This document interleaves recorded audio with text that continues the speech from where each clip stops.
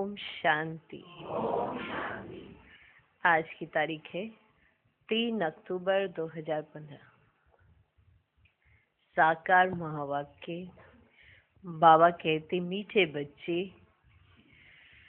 संगम युग पर ही तुम्हें आत्म अभिमानी बनने की मेहनत करनी पड़ती। सतयुग अथवा कलयुग में यह मेहनत होती नहीं। ना सतयुग में अपने को आत्मा समझने की प्रैक्टिस करनी है, ना कलयुग में समझते हैं, ना ही वहाँ ये प्रैक्टिस करते हैं। कब होता है ये समय? संगम में। जब आप आते हैं तो ये हमें समझ आती है कि आत्मा है क्या। कलयुग में आत्मा आत्मा तो करते रहते हैं, पर आत्मा ओरिजिनल में क्या है और इसके स्वरूप में रहना है ये समझ नहीं आता है। तो परमात्मा आते तो समझ आता आत्मा का ये पाठ। ऐसे नहीं पता। आत्मा आत्मा ऐसे करते, आत्मा सो परमात्मा ऐसे गाते रहते हैं, पर स्वयं को आत्मा समझ परमात्मा को याद करें, ये प्रैक्टिस करें और आत्म अभिमानी होकर चले, ऐसा कलयुग में नहीं होता और ना ही सतयुग में होता है। तो ये अभ्यास कब करना होता है? संगम पर। ये मेहनत कब करनी होती है? संगम पर। वो संगम चला गया, ये चल रहा है। चल रहा है। कहाँ चल रहा है? कहीं और किसी नगरी में तो नहीं चल रहा है, ध्यान देना। चल रहा है। आप चल रहे हो कि आगे वो चला गया? आप उसके साथ चल रहे हो, आपके साथ साथ चल रहे हैं? हाँ, कुछ तो बताओ। दोनों ही साथ साथ चल रहे हैं। आप बैठ जाते हो या वो बैठ जाते हैं? कोई नहीं बैठता। अच्छा, वो नहीं बैठता, वो चलता रहता है। फिर वो तो आगे किसी और को पकड़ लेगा। नहीं पकड़ता, मतलब रुक जाता है आपके लिए। क्या कहें, रुकता भी नहीं है, किसी और का हाथ भी नहीं पकड़ता, फिर कहाँ चला जाता है? थोड़ा भूल जाते हैं ना। ये प्रैक्टिस करने का समय है। आज का प्रश्न, श्री कृष्ण का नाम उनके माँ बाप से भी अधिक बाला है, क्यों? उत्तर, क्योंकि श्री कृष्ण से पहले जिनका भी जन्म होता है वो जन्म योग बल से नहीं होता। श्री कृष्ण के माँ बाप ने कोई योग बल से जन्म नहीं लिया है। दूसरा पॉइंट, पूरी कर्मातीत अवस्था वाले राधे कृष्ण ही हैं, वही सदगति को पाते हैं। जब सब पाप आत्माएं खत्म हो जाती हैं, तब गुलगुल माना पावन नई दुनिया में श्री कृष्ण का जन्म होता है, उसे ही वैकुंठ कहा जाता है। तीसरा पॉइंट, संगम पर श्री कृष्ण की आत्मा ने सबसे अधिक पुरुषार्थ किया है, इसलिए उनका नाम बाला है। ओम शांति। मीठे मीठे रूहानी बच्चों को रूहानी बाप बैठ समझाते हैं। 5000 वर्ष के बाद एक ही बार बच्चों को आकर पढ़ाते हैं। पुकारते भी हैं कि हम पतितों को आकर पावन बनाओ। तो सिद्ध होता है कि यह पतित दुनिया है। नई दुनिया पावन दुनिया थी। नया मकान खूबसूरत होता है। नया मकान खूबसूरत होता है, पुराना जैसे टूटा फूटा हो जाता है, बरसात में गिर पड़ता है। अभी तुम बच्चे जानते हो, बाप आया है नई दुनिया बनाने, अभी पढ़ा रहे हैं, फिर 5000 वर्ष के बाद पढ़ाएंगे। ऐसे कभी कोई साधु संत आदि ऐसे अपने फॉलोअर्स को नहीं पढ़ाएंगे। उनको तो यह पता ही नहीं है, ना खेल का पता है, क्योंकि निवृत्ति मार्ग वाले हैं। बाप बिगर कोई भी सृष्टि के आदि मध्य अंत का राज समझा ना सके। आत्म अभिमानी बनने में ही बच्चों को मेहनत लगती है, क्योंकि आधा कल्प में तुम कभी आत्म अभिमानी बने नहीं हो। आधा कल्प में देह अभिमान रहा, तो आज जब आत्म अभिमानी बनने की मेहनत करनी पड़ती है तो बच्चों को और मुश्किलात लगती है। मुश्किल लगता है, ये बार बार देह अभिमान आ जाता है। जरा सा किसी ने कुछ कहा नहीं, फट। देखो, चेकिंग करो सारे दिन में कितनी बार देह अभिमान आता है, कितनी बार हमें फीलिंग आती है। ये फीलिंग सबसे बड़ी निशानी है देह अभिमान की। जिस व्यक्ति को जास्ती फीलिंग आती है, बहुत जबरदस्त देह अभिमान सिर चढ़ के बैठा है। एक अहंकार वश भी फीलिंग आती है, मेरी बात कोई सुनता ही नहीं, मेरा कहना कोई मानता ही नहीं, मुझे कोई समझता ही नहीं, बहुत फीलिंग आती है और इसकी मेहनत करनी पड़ती है बार बार। क्या कि तुम आत्मा हो, तुम्हारी बात क्यों सुनेगा कोई? तुम कोई परमात्मा थोड़ा है हो। क्या हो? आत्मा हो, पुरुषार्थी हो। तो बार बार मेहनत करने से आत्मा अंदर से दिल शिकस्त हो जाती है, घबरा जाती है। कुछ हो तो रहा नहीं, कुछ हो तो रहा नहीं। अब ये कुछ हो रहा है या नहीं हो रहा, खुद ही डिसाइड करके खुद ही इस मेहनत से बड़े परेशान हो जाते हैं। और फिर बार बार क्या आ जाता है? ते अभिमान। क्योंकि आधा कल्प की प्रैक्टिस है, इतने वर्षों की। आज भी अगर कोई थोड़े दिन किसी चीज की प्रैक्टिस कर लेता है तो वो नेचुरल होने लगता है। बाद में वो नेचुरल, पहले मेहनत फिर नेचुरल। संगम पर आत्माभिमानी बनने की मेहनत और फिर आधा कल्प नेचुरल। एक जन्म की कितनी वैल्यू है संगम की, कि इसमें एक जन्म में मेहनत, आधा कल्प मेहनत मुक्त, और फिर आधा कल्प वो भी एक मेहनत ही चलती है देह अभिमान में आने की। कहीं ना कहीं अपने संस्कार याद आते होंगे आत्म अभिमानी स्थिति वाले, लेकिन घड़ी घड़ी कोई आके हमारे कान में फुसफुस कर जाता होगा, नहीं नहीं तुझे अपने देह अभिमान में आना चाहिए। तो फिर सब एक दूसरे के ऊपर चढ़ाइयाँ शुरू कर देते हैं। कितना देह भान आया, और फिर धीरे धीरे आज के समय में सब देह भान में ही है। नाम का कितना अहंकार है, सब देह भान में। बाबा बचाते हैं इस स्थिति से। इसलिए बाबा ने कहा, क्या कहा कि बच्चों तुम्हें इस समय क्या करनी पड़ती है? मेहनत। क्योंकि आधा कल्प में तुम कभी आत्म अभिमानी बने नहीं हो। अब बाप कहते अपने को आत्मा समझो, ऐसे नहीं कि आत्मा सो परमात्मा, नहीं। अपने को आत्मा समझ परम पिता परमात्मा शिव को याद करना है। याद की यात्रा मुख्य है, जिससे ही तुम पति से पावन बनते हो। इसमें कोई स्थूल बात ही नहीं, कोई नाक कान आदि नहीं बंद करना है। पवित्र बनने के लिए कोई नाक कान आदि नहीं बंद करना है। मूल बात है अपने को आत्मा समझ बाप को याद करना। तुम आधा कल्प से हीरे हुए हो। हीरे माना, हीरे माना आदत पड़ी हुई है किसकी? देह अभिमान में रहने की। पहले अपने को आत्मा समझेंगे तब बाप को याद कर सकेंगे। भक्ति मार्ग में भी बाबा बाबा कहते आते हैं।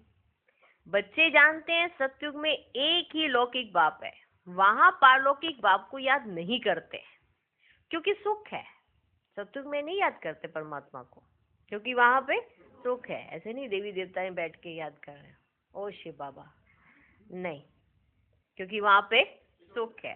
भक्ति मार्ग में फिर दो बाप बन जाते हैं, लौकिक और पारलौकिक। दुख में सब पारलौकिक बाप को याद करते हैं। सतयुग में भक्ति होती ही नहीं, वहां तो है ही ज्ञान की प्रारब्ध। ऐसे नहीं कि ज्ञान रहता है, इस समय के ज्ञान की प्रारब्ध मिलती है, ज्ञान नहीं रहता है। बाप तो एक ही बार आते हैं। आधा कल्प बेहद के बाप का सुख का वर्षा रहता है, फिर लौकिक बाप से अल्प काल का वर्षा मिलता है। ये मनुष्य नहीं समझा सकते क्या? कि आधा कल्प बेहद के बाप से एक जन्म में हम फिर आधा कल्प का वर्षा लेते हैं। उस समय हमको कोई बाप की प्रॉपर्टी का हिस्से के हिसाब से नहीं मिलता है आधा कल्प। फिर जब द्वापर शुरू होता है उसके बाद कलयुग आता है, इस समय बाप की जितनी प्रॉपर्टी है वही मिलेगी। कम में तो कम मिलेगी, अगर लायक नहीं रहे तो वो भी नहीं मिलेगी, है ना। वो कहेंगे ये तो नालायक है, स्पेशल अखबार में निकाल देंगे, मेरा बेटा ही नहीं है।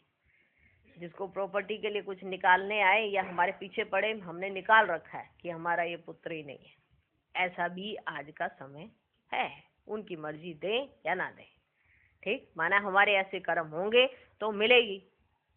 देखो संगम पर पुरुषार्थ किया तो आधा कल्प पाया बेहद के बाप से। द्वापर और कलयुग में बाप की प्रॉपर्टी का अधिकार ले लिया, ठीक है। और अब कर्म करोगे तो मिलेगी। यह है नई बात। 5000 वर्ष में संगम युग पर एक ही बार बाप आते हैं, जबकि कलयुग अंत सतयुग आदि का संगम होता है, तभी बाप आते हैं नई दुनिया फिर से स्थापन कर दें। नई दुनिया में इन लक्ष्मी नारायण का राज्य था, फिर त्रेता में राम राज्य था, बाकी देवताओं आदि के जो इतने चित्र बनाए हैं वे सब है भक्ति मार्ग की सामग्री। बाप कहते हैं इन सबको भूल जाओ, इन सबको भूल जाओ।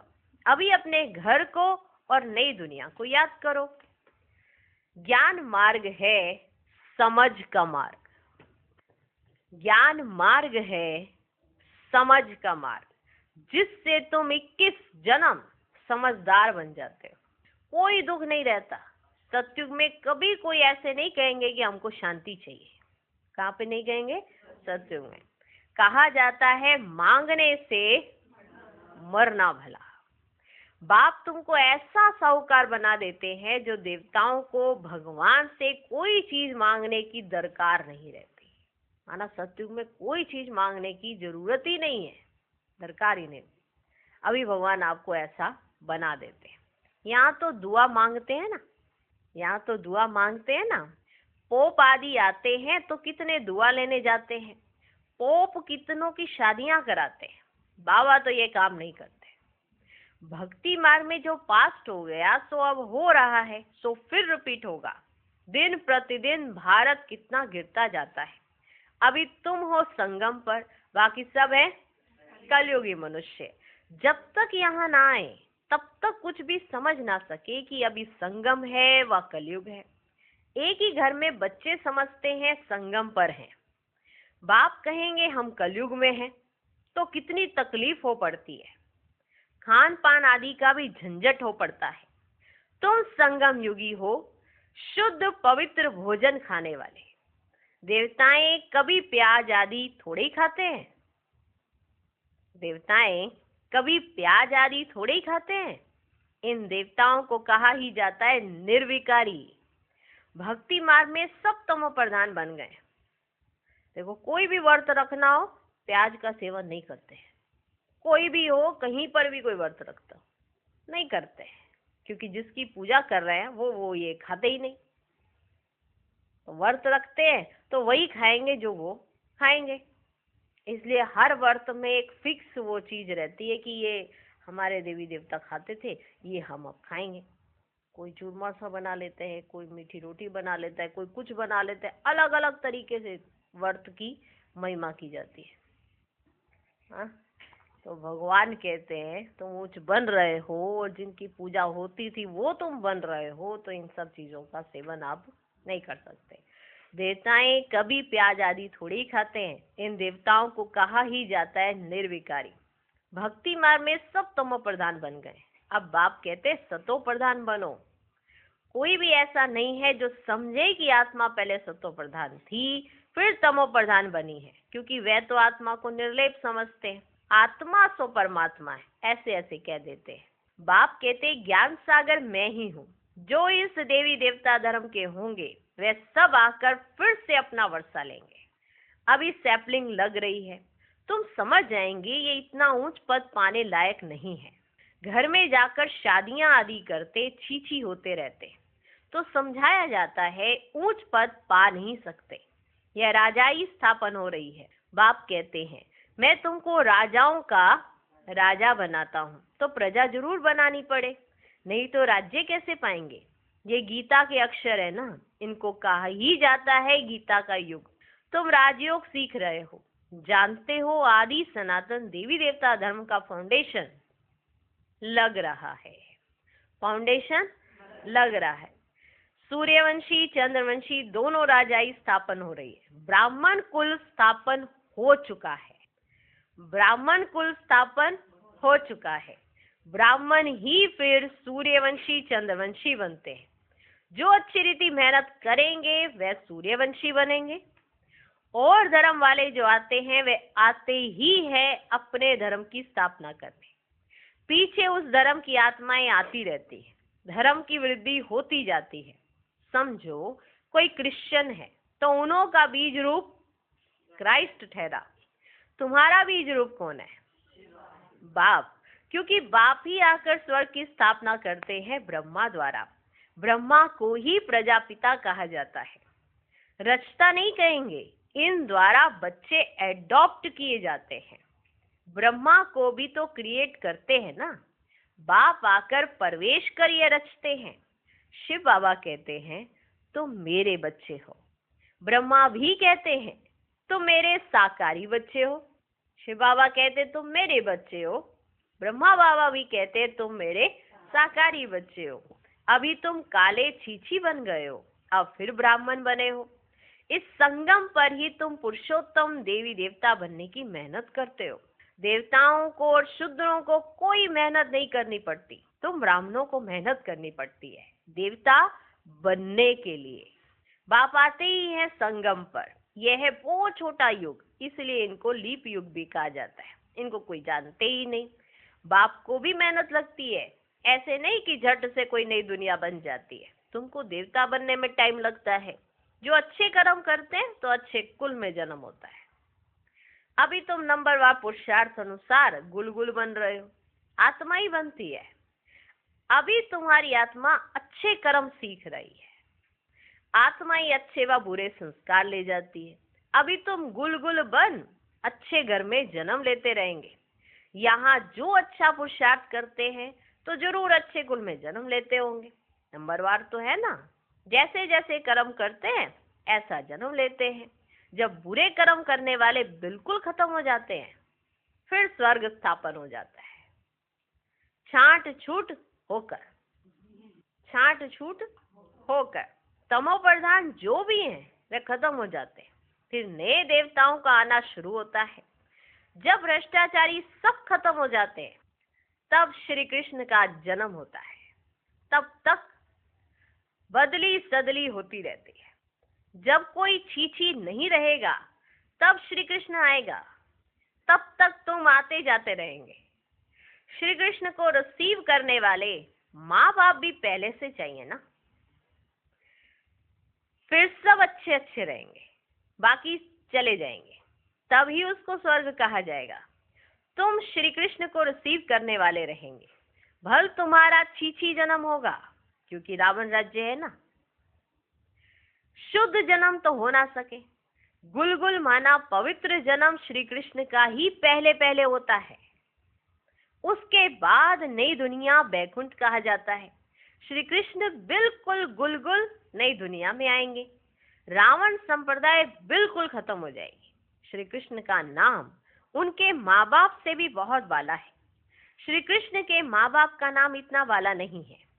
श्री कृष्ण से पहले जिनका जन्म होता है वो योग बल से जन्म नहीं कहेंगे। ऐसे नहीं श्री कृष्ण के माँ बाप ने योग बल से जन्म लिया है, नहीं। अगर ऐसा होता तो उन्हों का भी नाम बाला होता। तो सिद्ध होता है उनके माँ बाप ने इतना पुरुषार्थ नहीं किया है जितना श्री कृष्ण ने किया है। ये सब बातें आगे चल तुम समझते जाएंगे। पूरी कर्मातीत अवस्था वाले राधे कृष्ण ही हैं, वही सदगति में आते हैं। पाप आत्माएं सब खत्म हो जाती है, तब उन्हों का जन्म होता है। फिर कहेंगे पावन दुनिया, इसलिए श्री कृष्ण का नाम बाला है। माँ बाप का इतना नहीं। आगे चल तुमको बहुत साक्षात्कार होंगे। टाइम तो पड़ा है, तुम किसको भी समझा सकते हो। हम ये बनने के लिए पढ़ रहे हैं। विश्व में इनका राज्य अब स्थापन हो रहा है। हमारे लिए तो नई दुनिया चाहिए। अभी तुमको दैवी संप्रदाय नहीं कहेंगे, तुम हो ब्राह्मण संप्रदाय। तुम हो ब्राह्मण संप्रदाय, देवता बनने वाले हो। दैवी संप्रदाय बन जाएंगे, फिर तुम्हारी आत्मा और शरीर दोनों स्वच्छ होंगे। अभी तुम संगम युगी पुरुषोत्तम बनने वाले हो। ये सारी मेहनत की बात है। याद से भी कर्माजीत बनना है। तुम खुद कहते हो याद घड़ी घड़ी भूल जाती है। तुम खुद कहते हो याद घड़ी घड़ी भूल जाती है। बाबा पिकनिक पर बैठते हैं तो बाबा को ख्याल रहता है। हम याद में नहीं रहेंगे तो बाबा क्या कहेंगे। इसलिए बाबा कहते हैं तुम याद में बैठ पिकनिक करो। पिकनिक कराने तो बाबा ले जाते हैं, फिर वहां पे बाबा का ख्याल चलता है। ये पिकनिक करते हुए पता नहीं अपनी मस्ती में ना मस्त हो गए हैं, यही भूल गए हैं कि पिकनिक कराने वाला कौन है। बाबा पिकनिक पर बैठते हैं तो बाबा को ख्याल रहता है। हम याद में नहीं रहेंगे तो बाबा क्या कहेंगे। इसलिए बाबा कहते हैं तुम याद में बैठ पिकनिक करो। कर्म करते माशूक को याद करो तो विक्रम विनाश होंगे। इसमें ही मेहनत है। याद से आत्मा पवित्र होगी, अविनाशी ज्ञान धन भी जमा होगा। फिर अगर आप पवित्र बन जाते हैं तो सारा ज्ञान बह जाता है, सारा ज्ञान बह जाता है। पवित्रता ही मुख्य है। बाप तो अच्छी अच्छी बात ही समझाते हैं। यह सृष्टि के आदि मध्य अंत का ज्ञान और कोई में भी नहीं है। और जो भी सत्संग आदि हैं वे सब है भक्ति मार्ग के। बाबा ने समझाया है भक्ति वास्तव में प्रवृत्ति मार्ग वालों को ही करनी है। भक्ति तुम्हारे में तो कितनी ताकत रहती है, घर बैठे तुमको सुख मिल जाता है। सर्वशक्तिमान बाप से तुम इतनी ताकत लेते हो। सन्यासियों में भी पहले ताकत थी, जंगलों में रहते थे, अभी तो कितने बड़े बड़े फ्लैट बनाकर रहते हैं। अभी वह ताकत नहीं है। जैसे तुम्हारे में भी पहले सुख की ताकत रहती है, फिर गुम हो जाती है। उन्हों में भी पहले शांति की ताकत थी, अब वह ताकत।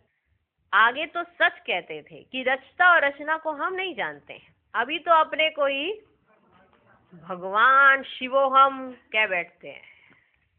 पहले तो सच कहते थे कि हम रचता और रचना को नहीं जानते हैं, अभी तो कहते हैं कि हम ही भगवान हैं। बाप समझाते हैं इस समय सारा झाड़ तमो प्रधान है, इसलिए साधुओं आदि का भी उद्धार करने मैं आता हूँ। ये दुनिया ही बदलनी है, सब आत्माएं वापस चली जाएंगी, एक भी नहीं जिसको यह पता हो कि हमारी आत्मा में अविनाशी पाठ भरा हुआ है जो फिर से रिपीट होगा। वही रिपीट करेंगे ना। आत्मा इतनी छोटी है, इनमें अविनाशी पाठ भरा है जो कभी विनाश नहीं होता।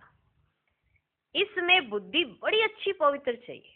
वह तब होगी जब याद की यात्रा में मस्त रहेंगे, याद की यात्रा में मस्त रहेंगे। मेहनत सिवाय पद थोड़ी मिलेगा, इसलिए गाया जाता है चढ़े तो चाखे बैकुंठ रस। कहाँ ऊंचते ऊंच राजाओं का राजा, डबल सिर ताज कहाँ प्रजा। पढ़ाने वाला तो एक ही है, इसमें समझ बड़ी अच्छी चाहिए। बाबा बार बार समझाते हैं याद की यात्रा है मुख्य। मैं तुमको पढ़ाकर विश्व का मालिक बनाता हूँ, तो टीचर गुरु भी होगा। बाप तो है ही टीचरों का टीचर, बापों का बाप। ये तो तुम बच्चे जानते हो। हमारा बाबा बहुत प्यारा है, हमारा बाबा बहुत प्यारा है। ऐसे बाप को तो बहुत याद करना है, पढ़ना भी पूरा है। बाप को याद नहीं करेंगे तो पाप नष्ट नहीं होंगे। बाप सभी आत्माओं को साथ ले जाएंगे, बाकी शरीर सब खत्म हो जाएंगे। आत्माएं अपने अपने धर्म के सेक्शन में जाकर निवास करती हैं। अच्छा, मीठे मीठे सिकिलदे बच्चों प्रति माता पिता बाप दादा का याद प्यार और गुड मॉर्निंग। रूहानी बाप की रूहानी बच्चों को नमस्ते। हम रूहानी बच्चों की भी रूहानी बाप को नमस्ते नमस्ते नमस्ते। Good morning good morning good morning. धारणा के लिए मुख्य सार। पहला पॉइंट, बुद्धि को पवित्र बनाने के लिए याद की यात्रा में मस्त रहना है। कर्म करते भी एक माशूक याद रहे, तब विकर्मा जीत बनेंगे। दूसरा पॉइंट, इस छोटे से युग में मनुष्य से देवता बनने की मेहनत करनी है। अच्छे कर्मों के अनुसार अच्छे संस्कारों को धारण कर अच्छे कुल में जाना है। आज का वरदान, एक बाप दूसरा ना कोई। इस दृढ़ संकल्प द्वारा अविनाशी अमर भव। जो बच्चे ये दृढ़ संकल्प करते हैं कि एक बाप दूसरा ना कोई, उनकी स्थिति स्वतः और सहज एक रस हो जाती है। इसी दृढ़ संकल्प से सर्व संबंधों की अविनाशी तार जुड़ जाती है और उन्हें सदा अविनाशी भव, अमर भव का वरदान मिल जाता है। दृढ़ संकल्प करने से पुरुषार्थ में भी विशेष रूप से लिफ्ट मिलती है। जिनके एक बाप से सर्व संबंध है, उन्हें सर्व प्राप्तियां स्वतः हो जाती हैं। आज का स्लोगन, सोचना, बोलना और करना तीनों को एक समान बनाओ, तब कहेंगे सर्वोत्तम पुरुषार्थी। ओम शांति।